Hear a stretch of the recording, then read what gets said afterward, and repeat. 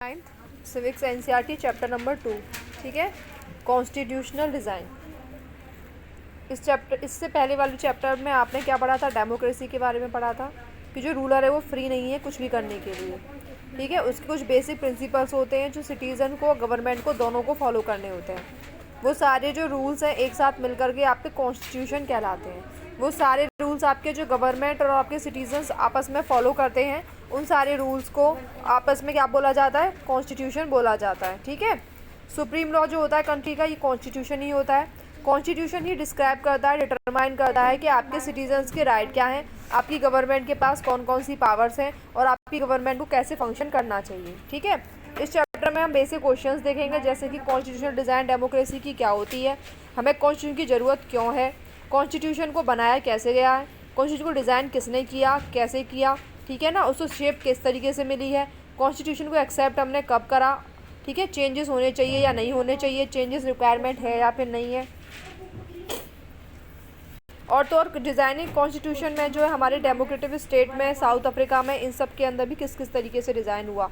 ठीक है, तो हम चैप्टर की स्टार्टिंग ही आपके किससे करेंगे? साउथ अफ्रीकन स्टेट से करेंगे।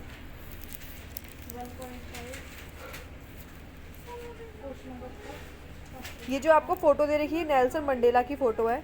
ठीक है, उन्होंने कुछ लिखा है कि I have fought against by domination, कि मैं लड़ाई करूँगा किसके खिलाफ? बाय डोमिनेशन के खिलाफ। जो आपकी रंग भेद की नीति थी वो साउथ अफ्रीका में बहुत ज़्यादा थी, गोरे और काले के खिलाफ। तो गोरे लोगों के डोमिनेशन के खिलाफ लड़ूंगा, ठीक है ना। मैं ब्लैक डोमिनेशन के खिलाफ भी लड़ूंगा। ठीक है, मैं क्या करूँगा? मैं एक डेमोक्रेटिक सोसाइटी, जहाँ पर एक फ्री सोसाइटी होगा, जहाँ पर हर व्यक्ति को अपनी हार्मनी के साथ रहना, अपनी इक्वल अपॉर्चुनिटी को प्राप्त करना, इन सब चीज़ों की हर व्यक्ति को अचीवमेंट होगी, हर चीज़ को आशा होगी। ठीक है, तो आइडियल जो है वो क्या प्रिपेयर करना है कि मैं आशा कर रहा हूँ कि मैं इन सब चीज़ों को ख़त्म करने की कोशिश करूँगा जो रंग भेद की नीति को फॉलो करवाती हैं। नेल्सन मंडेला जो थे उन्होंने कोशिश करी थी कि जो वाइट साउथ अफ्रीकन गवर्नमेंट है, ठीक है ना, वो इस रंग भेद की नीति को ख़त्म करे। वो और उनके साथ 7 अदर लीडर्स थे। उनको क्या हुआ था? सेंटेंस क्या दिया गया था? किसका? यानी कि उन्हें सज़ा दी गई थी पूरी ज़िंदगी भर जेल में रहने की। लाइफ इम्प्रिजमेंट दिया था उनको और उनके साथ 7 अदर लोगों को। कब दिया था? 1964 में।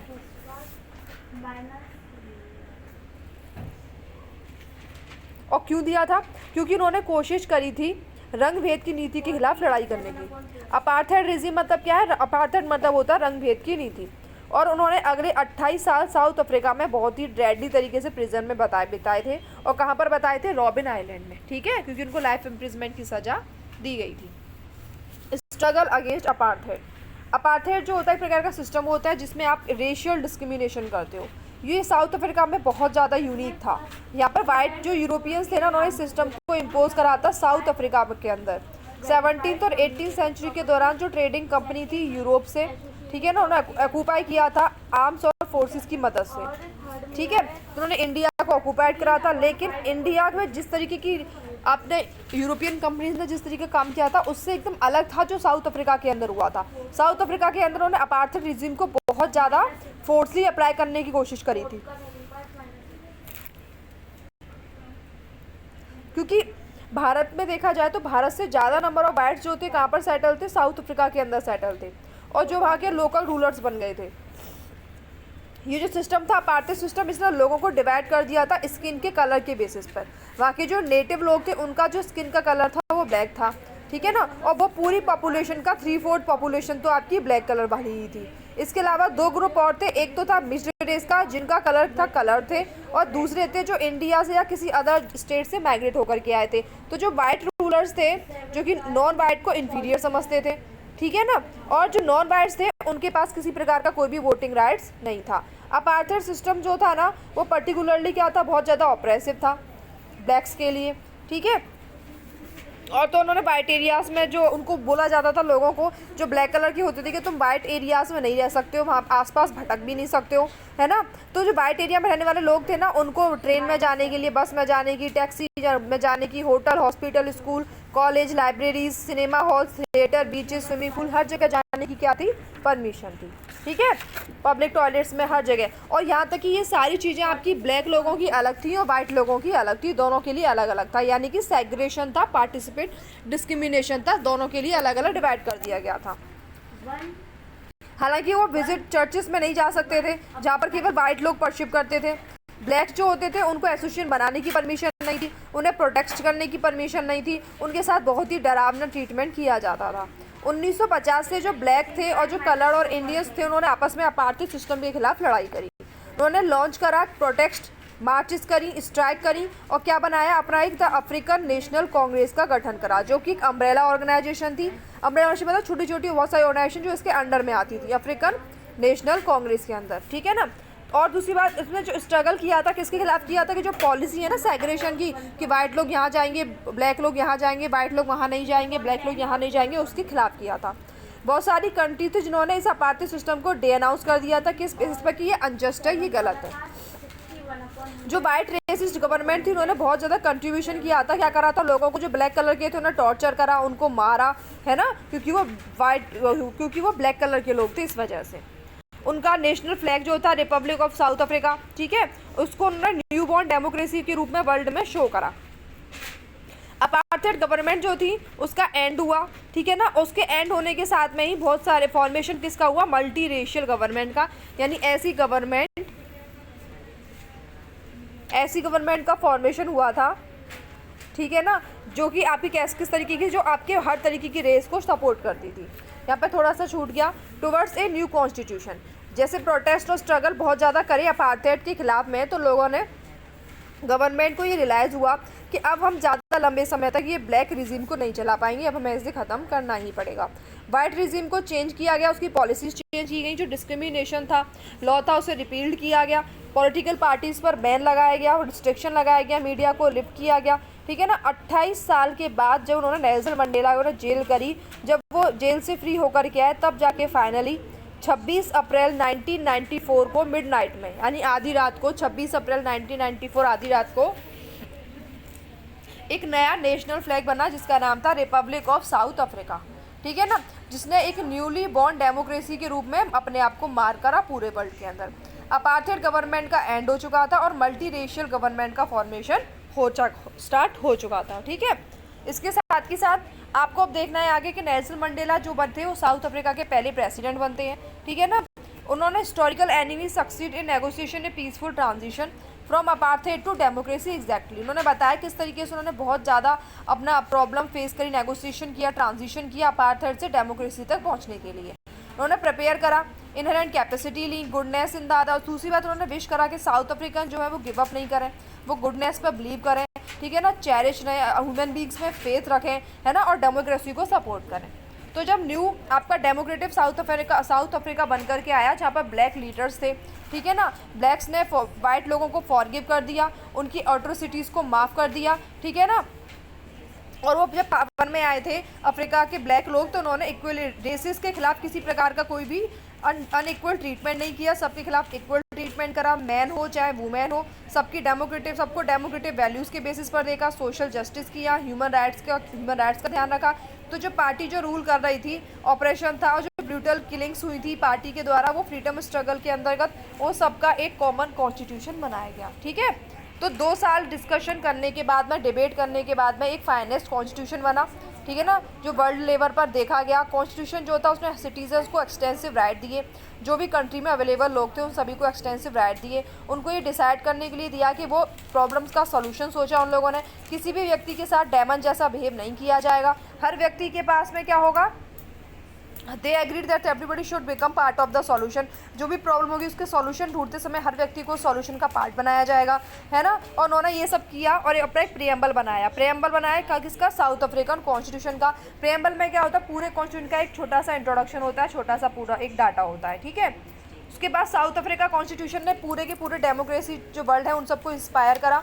1994 में ऐसा हो पाया है, हम लोग 1947 में बना चुके थे, ये 1994 की बात है ना, जहाँ बहुत सारी अनडेमोक्रेटिक कंट्रीज़ थी जहाँ पर मॉडल डेमोक्रेसी नहीं थी, है ना। तो ये पॉसिबल जो चेंज हुआ था साउथ अफ्रीका के लोगों ने जो करके दिखाया था, आपस में एक साथ मिल करके किया था, है ना। उनका हालांकि एक्सपीरियंस बहुत बेटर रहा था क्योंकि उन्हें बहुत ज़्यादा प्रॉब्लम फेस करनी पड़ी थी, है ना। साउथ अफ्रीका कॉन्स्टिट्यूशन मंडेला ने ये लिखा भी है।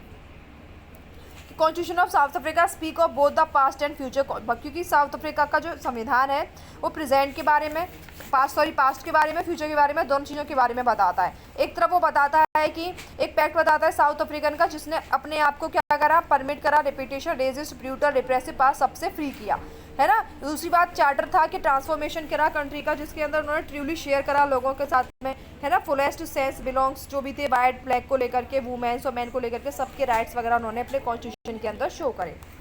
ठीक है, अब हमें कॉन्स्टिट्यूशन की ज़रूरत क्यों है, ये टॉपिक आता है। इसको समझने के बाद में जो 26 अप्रैल 1994 को उसने साउथ अफ्रीका ने अपने आप को डिक्लेयर करा, ठीक है ना, रेजिस्ट के फ्री किया, अपने आप को कॉन्स्टिट्यूशन बनाने के लिए डिक्लेरेशन दिया। तो 26 अप्रैल 1994 की डेट आपको याद रखनी है, 26 अप्रैल 1994 मिडनाइट वाली। ठीक है, तो why do we need a constitution. South Africa का आपने एग्जाम्पल देखा, उसमें आपको अच्छे से समझ में आया कि आपको कॉन्स्टिट्यूशन क्यों चाहिए और कॉन्स्टिट्यूशन से क्या होता है। ठीक है ना, तो जो ऑपरेसर यानी जो विरोध करने वाले, जो ऑपरेस जो लोग थे ना, जो नई डेमोक्रेसी को विरोध कर रहे थे, एक टाइम पे आके उन्होंने प्लान करा और एक साथ मिल करके सबको इक्वल बिहेवियर दिया। ऐसा करना ईजी नहीं था, ठीक है ना, एक दूसरे पर ट्रस्ट करना ईजी नहीं था, लेकिन फिर भी डर था लोगों के अंदर, ठीक है, लेकिन उन्होंने अपने इंटरेस्ट को सेफगार्ड करना चाहा। ब्लैक मेजोरिटी ने इंश्योर करा कि हम एक डेमोक्रेटिक प्रिंसिपल बनाएं जिसमें मेजोरिटी का रूल को कंप्रेस न किया जाए, ठीक है ना, सॉरी, मेजोरिटी के रूल के साथ में लोगों को कॉम्प्रोमाइज़ न किया जाए। ठीक है, तो वो उन्होंने क्या सोचा कि सोशल और इकोनॉमिक जो राइट्स सब्टेंशियल हो रहे हैं उनको बचाने की सोची। जो वाइट माइनॉरिटीज़ थे उन लोगों को प्रोटेस्ट करने के लिए, प्रिविलेजेस और प्रॉपर्टीज़ को शो करने के लिए सबको इक्वली राइट्स दिए गए। अगर आप लॉन्ग नेगोशिएशन करोगे तो दोनों जो पार्टीज थी उन्होंने एग्रीड करा कॉम्प्रोमाइज़ करने के लिए। वाइट लोग मान गए कि वो प्रिंसिपल ऑफ मेजोरिटी को फॉलो करेंगे, 1 पर्सन 1 वोट को फॉलो करेंगे। उन्होंने एग्रीड करा, एक्सेप्ट करे बेसिक राइट्स को जो कि पुअर लोगों के लिए थे, वर्कर्स के लिए थे। ब्लैक्स ने एग्रीड करा मेजोरिटी के रूल को।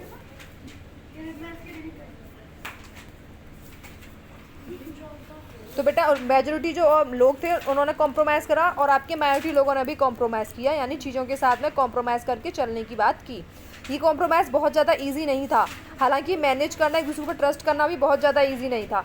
तो अगर आप ट्रस्ट को बिल्ड करना चाहते हो तो आपको वो सिचुएशन क्रिएट करनी पड़ेगी, कुछ रूल्स बनाने पड़ेंगे जो सबको बराबर फॉलो करने हैं। ऐसा नहीं कि कुछ लोगों को थोड़ा कंसेशन दे दिया जाए, उनको नहीं फॉलो करने पड़े, सबको बराबर फुल फॉलो करने, सबको अपना फ्यूचर चूज़ करने का अधिकार है, अपना रूलर चूज़ करने का अधिकार है, लोगों को डिटरमाइन करने का अधिकार है कि वो इलेक्टेड गवर्नमेंट को एम्पावर करें, ठीक है ना, जो कि उन्हें करना होगा। जो वो नहीं करना चाहते हैं उसके लिए उन्हें अपने डिसीजन लेने का अधिकार है। फाइनली जो रूल्स थे वो क्या डिसाइड करते थे कि लोगों के पास कौन कौन से राइट्स हैं। सिटीजन जो है ये वर्क करते हैं only if the winner can not change them very easily. हालांकि जो रूल्स होते हैं ना उनको केवल और केवल इस आधार पर चेंज नहीं किया जाएगा कि जो मेजोरिटी गवर्नमेंट चाहती है, नहीं, एक ऐसी गवर्नमेंट के द्वारा चेंज किया जा सकता है जो गवर्नमेंट सबकी सहमति से बनी हुई हो। कुछ बेसिक रूल्स वो सबको फॉलो करने होते हैं, है ना, वही रूल सबसे सुप्रीम होंगे। कोई भी गवर्नमेंट एबल नहीं होगी कि वो एक रूल्स को इग्नोर करके अपने सेटबैक्स और अपने रूल्स को डिस्क्राइब करे। यही जो आपके बेसिक रूल्स हैं जो आपने सेट करे, इनको आप कॉन्स्टिट्यूशन यानी कि संविधान कहते हैं। कॉन्स्टिट्यूशन को बनाना बहुत ज़्यादा यूनिक नहीं था साउथ अफ्रीका के अंदर। हर कंट्री के अंदर बहुत ज़्यादा डाइवर्स ग्रुप ऑफ पीपल रहते हैं, सबका रिलेशनशिप जो होता है किसी के साथ बैड होता है। वाइट और ब्लैक के बीच में बहुत ज़्यादा बैड रिलेशनशिप था, ठीक है ना, साउथ अफ्रीका के अंदर। लेकिन ऑल ओवर द वर्ल्ड में आप देखेंगे तो लोगों में बहुत डिफरेंसेस है अपने ओपिनियंस को लेके, अपने इंटरेस्ट को लेकर के। डेमोक्रेट्स ने, कुछ लोग डेमोक्रेट्स को पसंद करते हैं, कुछ नहीं पसंद करते। ज़्यादातर कंट्रियाँ जो हैं वो बेसिक रूल्स को ही फॉलो करती हैं, है ना। ऐसा नहीं कि ये अप्लाई जस्ट टू गवर्नमेंट पर ही अप्लाई होते हैं, नहीं, ये गवर्नमेंट पर अप्लाई होते हैं, एसोसिएशन पर अप्लाई होते हैं, लोगों पर अप्लाई होते हैं। तो कोई भी एसोसिएशन को, हर एसोसिएशन को आपके कॉन्स्टिट्यूशन की जरूरत पड़ती ही है अगर वो एक डेमोक्रेटिक रूल से फॉलो करना चाहता है, डेमोक्रेटिक रूल से सोसाइटी के अंदर रहना चाहता है। उसके लिए आपको पॉलिटिकल पार्टी की जरूरत पड़ेगी और इन सब चीज़ों के लिए आपको एक कॉन्स्टिट्यूशन चाहिए, इसमें लिखा हो प्रॉपर्ली क्या क्या चीज़ें आपको कैसे कैसे फॉलो करनी है। कॉन्स्टिट्यूशन ऑफ कंट्री जो है ना वो एक तरीके से रिटन हुआ है, इसके अंदर क्या है, लिखा हुआ है सब कुछ, ठीक है, रिटन है सब कुछ, रिटन रूल्स हैं जो लोगों के द्वारा एक्सेप्ट करे गए हैं कंट्री के अंदर। कॉन्स्टिट्यूशन जो है सुप्रीम लॉ होता है जो डिटरमाइन करता है रिलेशनशिप किसके बीच में, लोगों के बीच में और सरकार के बीच में, लोगों के बीच में, उनकी टेरिटरी के बीच में, लोगों के बीच में, उनके द्वारा स्थापित की गई सरकार के बीच में। तो कॉन्स्टिट्यूशन में बहुत सारी चीज़ें होती हैं। पहला कि लोगों के अंदर कोऑर्डिनेशन बिठाना, ट्रस्ट को डेवलप करना, जिससे कि अलग अलग प्रकार के लोग एक साथ मिलकर के रह सकें। दूसरी बात, गवर्नमेंट जो है कैसे कॉन्स्टिट्यूट की जाएगी, गवर्नमेंट के पास कौन कौन सी पावर होंगी, कौन कौन से डिसीजन वो ले सकती है, इस बारे में डिसाइड करना। तीसरा क्या है कि लिमिट्स को डिसाइड करना, गवर्नमेंट की कितनी लिमिट्स हैं, कौन कौन सी लिमिट्स हैं, उनको बताना कि सिटीजन्स के पास में क्या क्या राइट्स हैं, ठीक है ना। चौथा कि आप खुद के एक्सप्रेशन को एक्सप्रेस कर सकते हैं, एक गुड सोसाइटी को क्रिएट कर सकते हैं। तो सारी कंट्री के पास अपना कॉन्स्टिट्यूशन है, लेकिन सब कंट्री के पास अपना कॉन्स्टिट्यूशन हो ये और वो डेमोक्रेटिक हो ऐसा नेसेसरी नहीं है।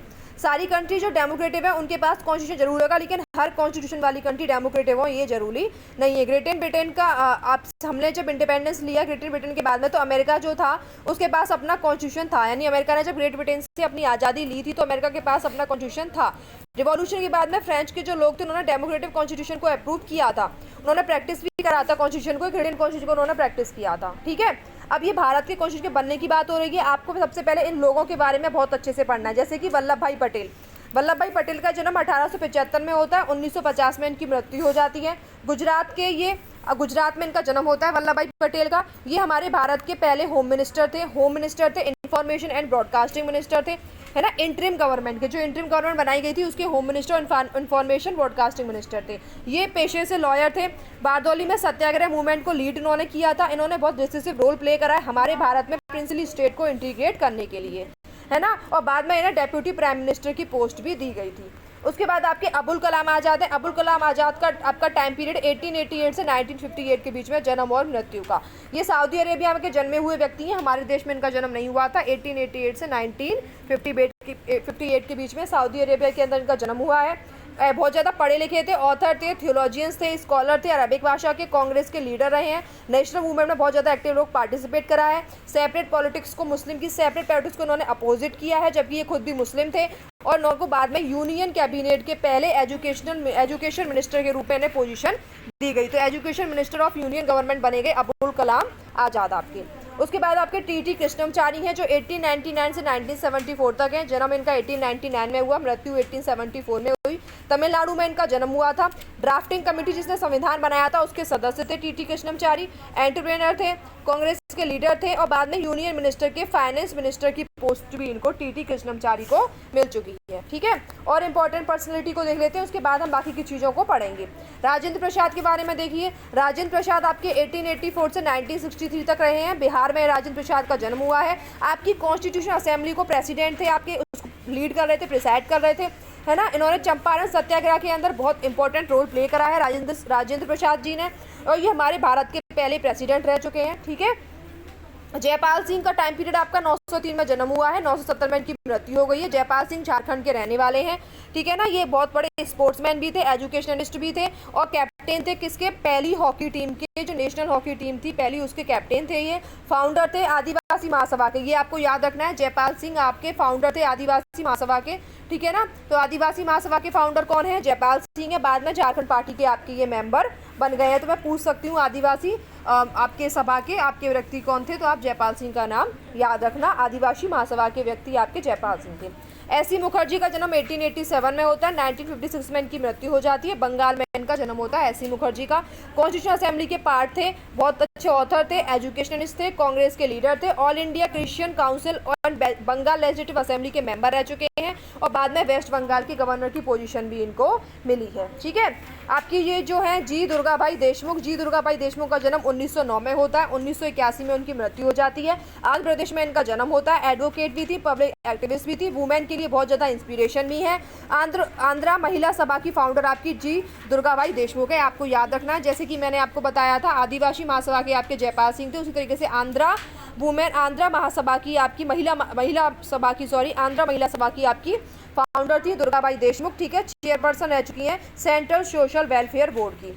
बलदेव सिंह का जन्म 1901 में हुआ था, 1961 में उनकी मृत्यु हो गई थी। हरियाणा में इनका जन्म हुआ है। एंटरप्रेन्योर और लीडर थे। पंथिक अकाली पार्टी पंजाब असेंबली के, कांग्रेस कॉन्स्टिट्यूशन असेंबली के नॉमिनी रह चुके हैं और हमारे यूनियन कैबिनेट के कौन से मिनिस्टर रहे हैं, डिफेंस मिनिस्टर। तो बलदेव सिंह आपके डिफेंस मिनिस्टर यूनियन कैबिनेट के रह चुके हैं। उसके बाद आपके हैं कन्हैयालाल मणिकलाल मुंशी यानी के.एम. मुंशी, जिनका पूरा नाम क्या है, कन्हैयालाल मणिकलाल मुंशी। कन्हैयालाल मणिकलाल मुंशी को आप के.एम. मुंशी भी कहते हैं। 1887 में इनका गुजरात में जन्म होता है, 1971 में इनकी मृत्यु होती है। हिस्टोरियन भी थे, लिंग्विस्टिक बहुत सारी लैंग्वेजेस का ज्ञान था इनको। कांग्रेस के लीडर भी थे, गांधीयन फिलॉसफी को फॉलो भी करते थे और ये यूनियन कैबिनेट के अंदर आपके मिनिस्टर की पोजीशन रह चुके हैं और स्वतंत्र पार्टी के फाउंडर हैं। ये आपको याद रखना कि स्वतंत्र पार्टी के फाउंडर आपके कौन है? कृष्णमचारी कन्हैयालाल माणिकलाल मुंशी। कन्हैयालाल माणिकलाल मुंशी आपकी स्वतंत्र पार्टी के फाउंडर रह चुके हैं। सबसे इंपॉर्टेंट पर्सन भीमराव रामजी अंबेडकर, जिनको आप BR अंबेडकर कहते हैं, उनकी फुल फॉर्म याद कर लीजिए। भीमराव रामजी अंबेडकर उनका नाम है, उनके नाम के बीच में रामजी आया है।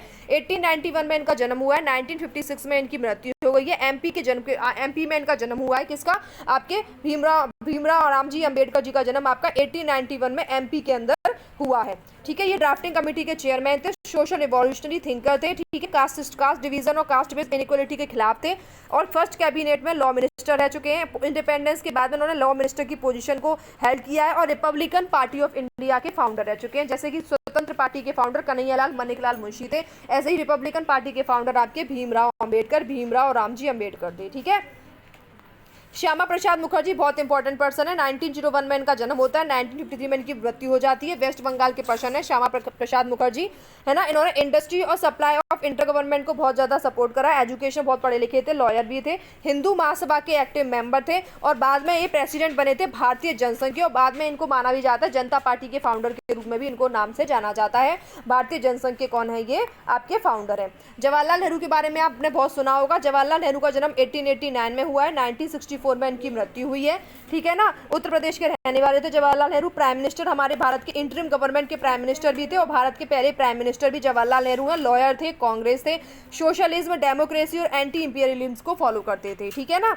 उसके बाद आपकी सरोजनी नायडू है, जो कि पहली महिला है, ठीक है, जिन्होंने आपका गवर्नर की पोजीशन ली थी। उत्तर प्रदेश की पहली गवर्नर थी। 1879 में जन्म हुआ था, आंध्र प्रदेश के अंदर जन्म हुआ था सरोजनी नायडू का।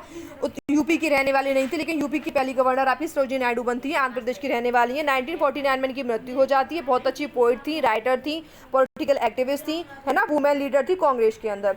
सोमनाथ लाहिरी आपका इनका जन्म 1901 के अंदर होता है, 1984 में इनकी मृत्यु हो जाती है। वेस्ट बंगाल में इनका जन्म होता है। राइटर थे, एडिटर थे, कम्युनिस्ट पार्टी के लीडर रह चुके हैं और बाद में वेस्ट बंगाल लेजिस्लेटिव असेंबली के मेंबर भी ये बन चुके हैं। तो ये आपकी बहुत इंपॉर्टेंट हस्तियां थी जिनको आपको अच्छे से याद करना है। ठीक है ना। बाकी नेक्स्ट वीडियो के अंदर हम बचे हुए चैप्टर को कंप्लीट कर लेंगे।